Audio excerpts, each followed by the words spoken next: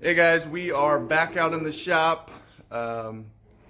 Yesterday we got the 64 all-in primer, got that all finished up. Today we are going to flip it over and spin it on over and go ahead and grind and prepare the bottom for pour 15 and undercoating.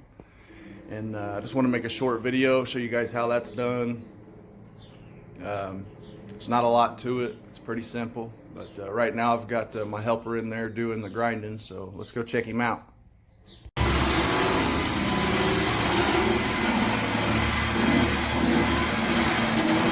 Alright guys, we've got Lucian over here doing the grinding and preparing.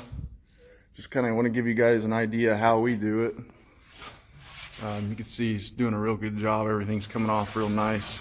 Very little rust on this car. Everything that was rotted was already replaced.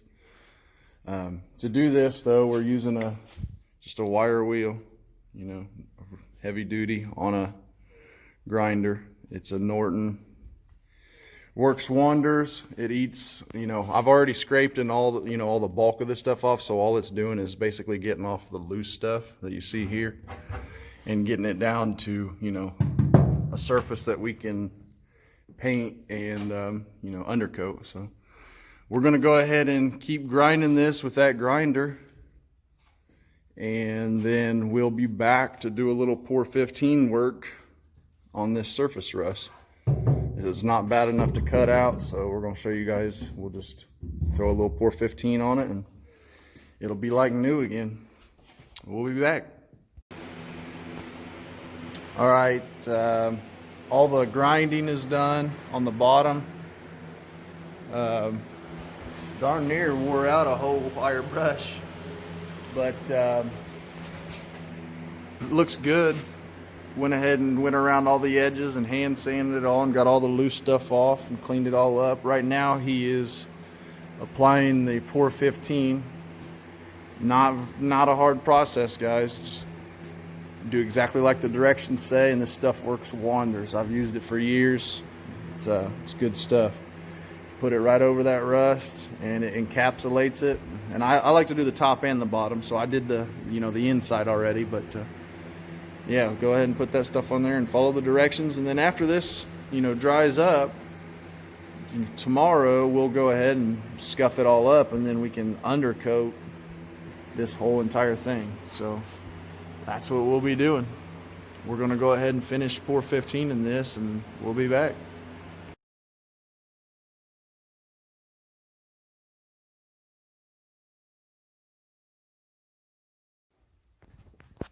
All right, the pour 15 is dry.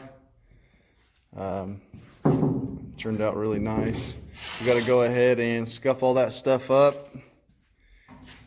with some Scotch-Brite, just a piece of red flexible Scotch-Brite, and then I went ahead and seam sealed everything everywhere, all my welds, seams, everything like that, everywhere that needed it. Well, that stuff's pretty much all dry now, but as soon as my helper here, Louie, is done taping this stuff up, we will go ahead and start undercoating this thing, guys. Oh, I did go ahead and 2K prime this stuff, so it's, there's no bare metal here. And then pour 15 to all those rust spots that were, right around in here. But yeah, there's not a lot to it, guys. We will finish taping it up and then go ahead and start spraying. Well, for the undercoating, we're just going to use this XL stuff. It works great. It's paintable. It's kind of smooth. It doesn't have a real rough texture, and I don't like that real rough texture stuff. It kind of lays out a lot smoother, I kind of did a little test section here. You guys can see it's real smooth. It's nice stuff. It'll look really, really good under here. But we will go ahead and finish taping this up and set this tripod up, and me and him will get to spraying it.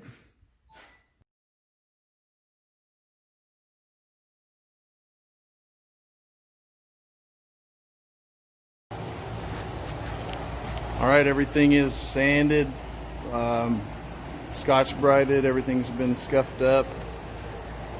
It's 100% ready to spray, so we're gonna go ahead and set this thing back up on the tripod. Just wanted to kind of give you guys a little better look at it.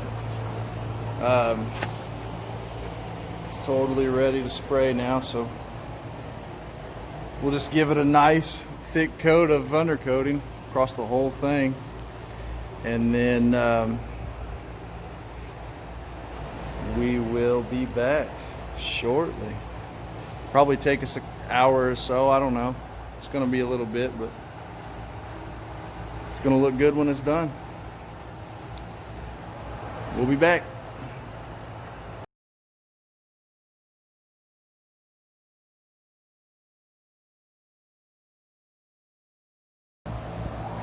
Alright guys, camera died a little bit and we didn't get the rest of the spraying done there on camera, but you guys got the point of it, I'm sure. This thing is all done. It's still a little wet in spots, so it might look different or, you know, weird, but once it dries, it'll all look nice and uniform and sweet. And some people will have us go ahead and you know, Scotch Brite this all up and spray their body color on it. A lot of people, you know, like it, would rather have it match the body color of the car, but you know, that's something I'll talk to this owner about. But he wasn't, I don't think he really has a preference on that, but you know, it looks just as good as it did from the factory. Everything's new, seam sealed, clean, undercoated. He's not going to have any more trouble with it. But yeah, that's pretty much it for this. We will go ahead and spin this around and finish unmasking it all and cleaning it up. All right guys, that's all we got for this video. It's kind of short and sweet. It wasn't a whole lot to this job. It only took us a couple of days versus the, you know, the last video. It took us you know, quite a while, but the undercoating, everything's all done. Everything turned out really nice and sweet. And as far as the 64 goes now, we will go ahead and put it on the back burner for a couple of weeks and go ahead and move on to our next project. This one here, it's going to be a little bit of frame rail repair and some shock tower rust repair.